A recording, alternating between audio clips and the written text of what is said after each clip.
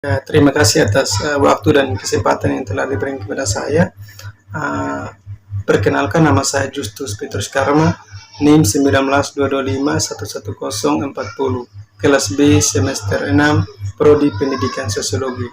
Baik, pada kesempatan ini saya akan menjelaskan tentang permasalahan sampah ditinjau dari perspektif teori struktur fungsionalisme.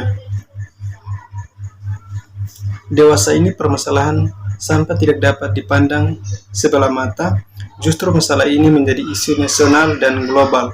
Bayangkan saja, pencemaran yang diakibatkan oleh sampah tidak hanya menjadikan lingkungan kotor dan kumuh, juga dapat mempengaruhi sektor pariwisata suatu daerah, mengganggu kesehatan, menyebabkan bencana, dan lain sebagainya.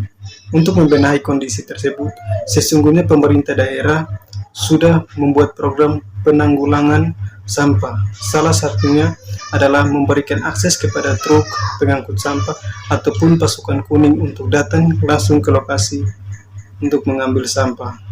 Tetapi usaha tersebut jauh dari harapan, justru permasalahan sampah semakin hari semakin bertambah. Setidaknya ada beberapa faktor yang mempengaruhi masyarakat membuang sampah sembarangan. Di antaranya sistem belief. Kesadaran masyarakat terhadap perilaku membuang sampah saat ini dapat dikatakan sangat kurang. Kemungkinan dalam pemikiran alam bawah sadar masyarakat menganggap bahwa membuang sampah sembarang bukan sesuatu hal yang salah dan wajar untuk dilakukan. Sangatlah mudah masyarakat merasa bahwa perilaku membuang sampah sembarangan ini bukan suatu hal yang salah dan tidak berdosa. B. Norma dari lingkungan sekitar. Pengaruh lingkungan merupakan suatu faktor besar di dalam munculnya suatu perilaku.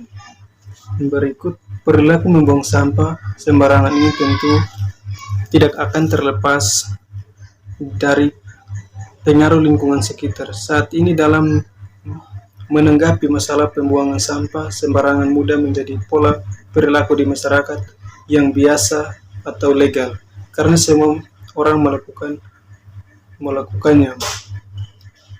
Anak-anak hingga orang dewasa setelah berbelanja dengan gampang membuang sampah, membuang sisa bungkus makanan sembarangan.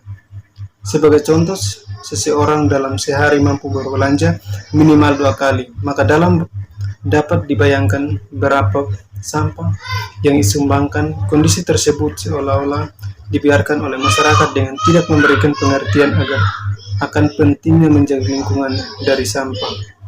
Secara tidak sadar, maka perilaku membuang sampah sembarangan akan menjadi suatu bentukan perilaku yang terrealisasi di dalam pikiran bahwa membuang sampah sembarangan bukanlah hal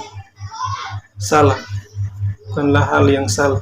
Perlu diingat, cara seorang manusia belajar yang paling mudah adalah dengan imitasi, dan sebagian besar masyarakat belajar suatu perilaku adalah dengan imitasi. Berikut C. Perceived behavior control.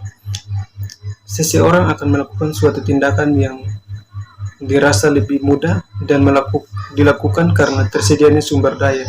Jadi, orang tidak akan membuang sampah sembarangan bila tersedia banyak sampah di pinggir jalan.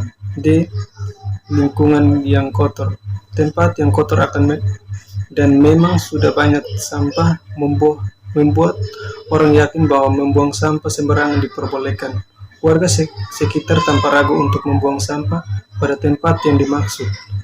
Kondisi tersebut sangat memprihatinkan. Selain membuang sampah sembarangan, tindakan dengan jalan membakar sampah akan menambah permasalahan baru bagi lingkungan. Pencemaran udara hingga menipisnya lapisan ozon akibat asap pembakaran akan memperparah kondisi alam saat ini. Berikut E. Permasalahan sampah ditinjau dari perspektif teori struktur fungsionalisme. Selain faktor yang telah diuraikan di atas, permasalahan sampah dapat dari berbagai macam teori. Salah satu teori yang digunakan adalah teori struktur fungsional. Teori ini menyatakan bahwa masyarakat merupakan suatu sistem sosial yang terdiri dari berbagai elemen yang saling berkaitan satu sama lain, berbentuk hubungan yang harmonis. Apabila salah satu elemen tidak menjalankan fungsinya, hal inilah yang mengakibatkan masalah bagi elemen yang lainnya.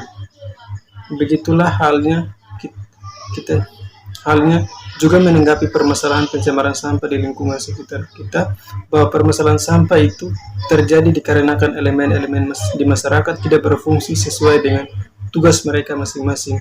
Hubungan tersebut dapat digambarkan seperti diagram di bawah ini. Yang berikut kita ambil